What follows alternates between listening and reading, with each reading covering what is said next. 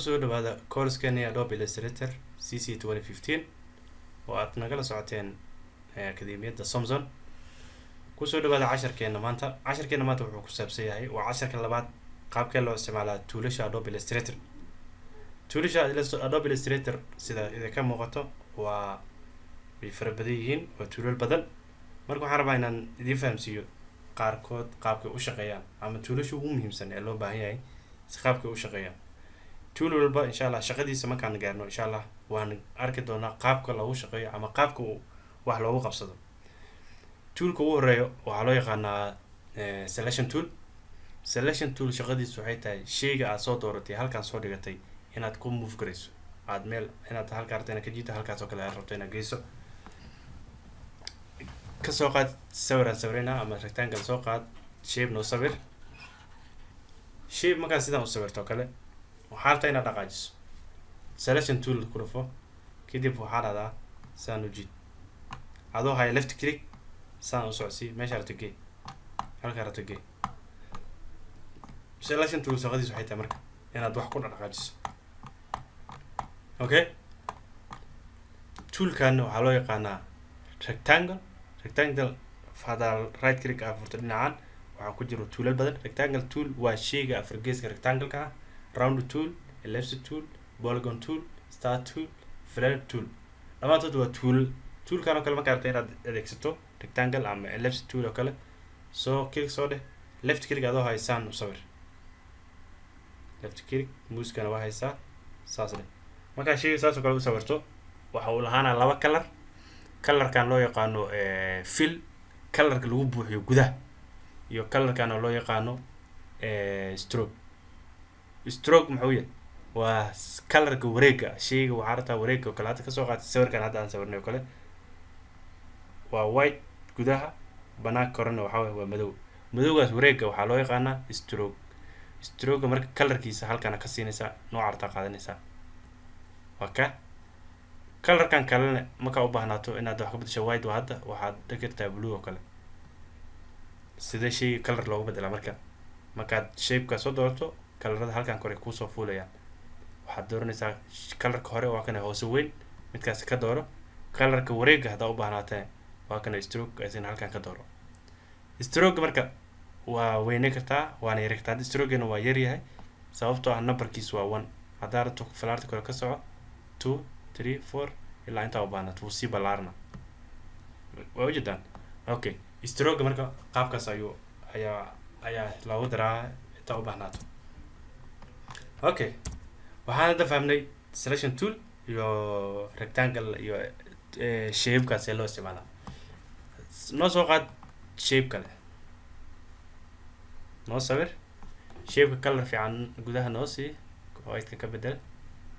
colorkan kale markaad siiso waxaa rabtaa shape-kan inaad iyo shape kale ku dar. shape-kan waxaa laga yaabaa inaad geeskan kasoo dhamayso inaad rabto waxaad dooranaysaa direct selection tool oo direct selection tool kan waxaa loo yaqaana selection tool, kan waxaa loo yaqaana direct selection tool. sorry haddaad waxaad inaa direct selection tool waa qalad. kan waxaa loo yaqaana selection tool waa midka wax lagu dhaqdhaqaajiyo. kana direct selection tool shaqadiisu hadda shay markaa jiraysa ayaad geeska aad u baahnaata click ku dhaysa ayaad kasoo jiraysaa. hadda noo soo dooro click noo dheh kadib anchor point-kan click ku dheh. click markaa dhahdo shayga wuxuu sameeyey inuu kala go. marka left click adoo hayo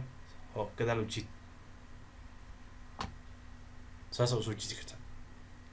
weli laanta intaa rabtaa gii kartaa. okay, haddaa rabto xaggaas oo sii bixi karta saan u jiidi kartaa. kaa waxaa loo yaqaana marka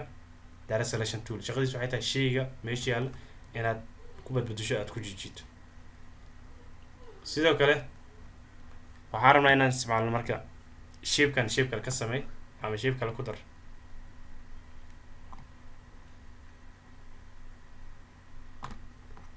labadan shape markaasaa u sameeyo kale waxaan rabaa shape-kan iyo shape-kan inaan isku daro. maxaa isticmaalaa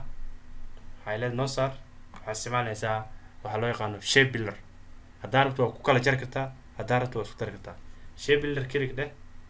kadib markaa falaarta dul keento isla marka wuxuu isku bedelaa shabaq soo ujeedo waa dulduleelo yaalaa. calaamadeena balaasaa la socdo. haddaa rabto inaad wax isku darto balaaskiisa asagoo ah ayaa left click ina qabato midkaan ka bilaabaysa iyo midkii kale oo ku jiidi way isku darsamayaan waa hal shay isku noqonayaan control z ka laabo haddaa rabta inaad kala jarto marka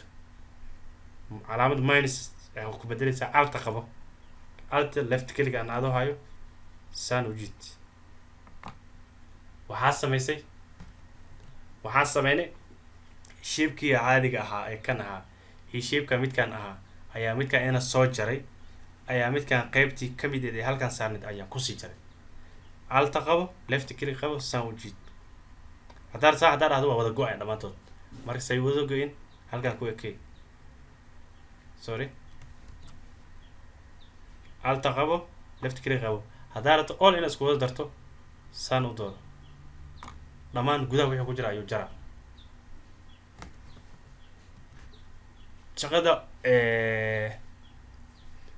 shaqada shape builderka waa sida iyan haddaa rabto text inaad wax qorto waxaad tagtaa text tool ama type tool haddaa rabto keyboardka waxaa ka taaban kartaa t keli ku dheh text yaa rabto marka halkaas geyso ku qor waxaa rabto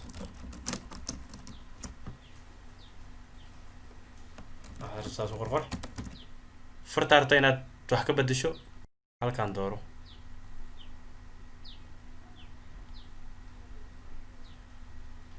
farta daarta inaad wax ka bedesho halkaan noo door fartaa rabta marka halkaan ka bedelo midka u baahnaato waxaa is leedahay fartaan u qurxoon halkaan ka dooro fartaa rabta inaad wax ka bedesho kooda highlight noo saar saan u bedesho fartaa rabto ishaan fur kadib fartaa rabto noo door marka halkaan ka raadi farteena waa sidaa haddaa rabto farteena size ka bedesho highlight saar highlight loo saaraa waa sidaa left click saas ugu jiid kadib haddaa rabto inaad wax ka bedesho cabirkeeda halkaan fur ilaa intaa rabto geyso ilaa 7 ilaa waa kasii badan kartaa tiradaa gelinaysaa oo keliya meeshas 200 300 daaro 300 gelina kadib waa ka farta way weynaanaysaa okay fartideen noo soo celi control z text markaad sidaa sameyso waxaa jira text kale oo fartaan oo kale waxaa laga yaabaa inaad markaa looga sameynayso kale far ku wareejiso haddaa u baahnaato kale text oo qaloocan kan right click dheh baatne faraha markan waa ku jiraan fartaan haddaa rabto waxaa ku dul qoraysaa bathda waxaa sameynaysaa shape-ka korkiisa ku dul qoraysaa farti way la soconaysaa looga wareeg camal sameynaysaa far haddaa rabto hoose kan aan sameyno tusaale click ku dheh halkaan dooro marka waxaa rabto samey marka jaamac primary and secondary school waxaa rabto dooro kadib highlight saar highlight noo saar kadib farta wax ku dar saa u weynaato haddaa rabto marka loogooyinka la saasoo kale in farta wax ku qorto kale kaasaa dooranaysaa natirkan haddaa rabto marka inaad sameyso marka mid kale u baahnaato far qoraal oo vertical qaabkii la qora kili ku dheh halkaan dooro waxaan ahay arday waa far noocaas far stack vertical u sameysan haddaa rabto midkaasaa dooranaysaa okay type tool asina inta ugu muhiimsan waa intaa maxaan kaloo rabnaa artboardka waa kane artboardka waxaa loo yaqaanaa fadhigan yar ama intaan yar cad ee aan qoraalkeenu ku dul qoran yahay intaan geeskan ilaa intaas haddaa rabto artboardkaada inaad soo dhaweysato control adoo haya plus dheh wuu kusoo dhaweynaa ama control minus saa iskaga fogeyso control plus waa soo dhaweyn minusne adoo control gudahay minusna waxaa waaye waa iga fogeyn kadib marka artboardka haddaa rabto inaad cabirkiisa saxdo kale halkaan ka dooro keli dheh kadib halkaan ku dhufo kadib waxaa dhahdaa artboard option waa kan cabirkiisa haddaa rabto cabirkan hadda 7.94 waxaad ka dhigi kartaa 50 oo kale kadib waxaa dhahdaa okay cabirkeena wuu isbedel weynaaday cabirka artboardka halkaas waa ka bedeli kartaa qaab kale oo bedeli kartaa haddaadan haysan cabir saxa waxaad dooranaysaa halkan waa artboard tool ku dhufo artboardka kuu doormaya kadib waxaa dhahdaa halkaan qabo saartu jijiid marka artboard marka sidaa rabto jidjid halkaan sidaa rabto saan weynaysa haddaa rabto dhir haddaa rabto in wax ku darto saan oo kale ugu dari kartaa artboard laakiin waa bilaa cabirka saxda ma hayst marka artboardka cabirkiisa haddaa rabto inaad wax ka bedesho waa sidaa sidoo kale artboardka haddaa rabto inaad ogaato haddaa rabto inaad delete garayso halkaan ka tuuri kartaa artboard delete haddaa rabto artboard labaad inaad sameyso isla cabirkan waxaa dhihaysaa duplicate minimize the control minus mjeda laba artboard oo asiga isla ah ayaa lagu sameeyay control z ka laabo haddaa rabto artboard cusub haddaa rabto inaad kusoo dartane halkaana ku dhufanaysaa new artboard waa ka duplicate iyo new artboard maxay kala duwan yihiin duplicate waxay qabanaysaa shaqadiisa duplicate markaa dhahdo waxaa dhahaysaa waa artboardkii hadda ii samaysnaa iyo qoraalkiisi ii koobiyey ee mid labaad iga sameey new artboard maxay tahay artboardkii hadda haysanay mid ku cabir ah ii sameey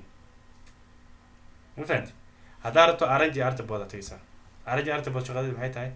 inaad ku kala saxdo kale labada artboard space ku dhexeeyo kale space ku dhexeeyo artboard maxaa waa halkan labada artboard hadda in isku dhigina loo maleeyaa space ku dhexeeyo kale halkan ka saxaysaa alla waxaa geysaa 0.5 oo kale kor ka soco kadib okay space ku dhow waxbaa ku jiro haddaa rabto waana geeni kartaa one oo kale gee ama saan u tir hayleed saan u saar kadib one ku qor kadib okay ujeedaan artboardka spacekiisi wuu kala fogaaday artboardka hadduu kuu doora yahay oo saan oo kale calaamad saarta sida loogu qaadaa selection tool ku dhuf ayada kusoo laabatay pen tool oo kale waxaad isticmaali kartaa markaa rabto inaad wax sawirto pen tool ku dhufo halkaan oo kale click ku leh saan oo kale usoo jiid adoo hay left click saan oo kale leh haddaa rabto darsaan leh haddaa rabto saas leh markaa rabto shape kale qaar inaad sawirto markaa u banaato oo kale waxaad isticmaalaysaa pen tool kasoo qaado kale hadda waxaa rabaa ina meeshaan halkan wax ku sawiro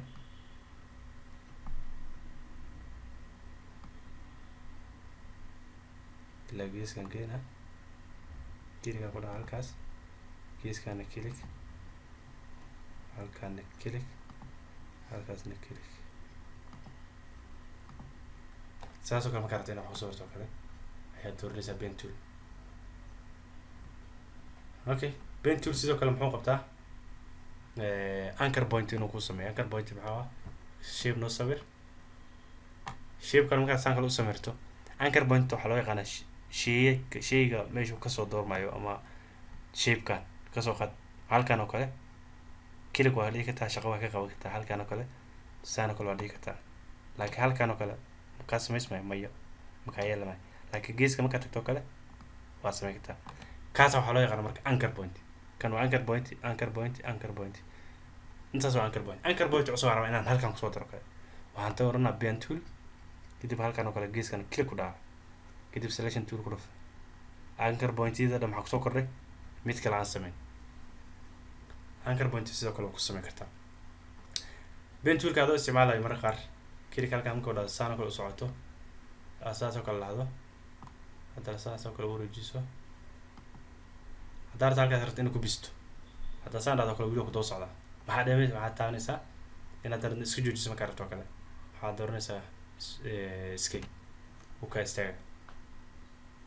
okay markaa rabto shay inaad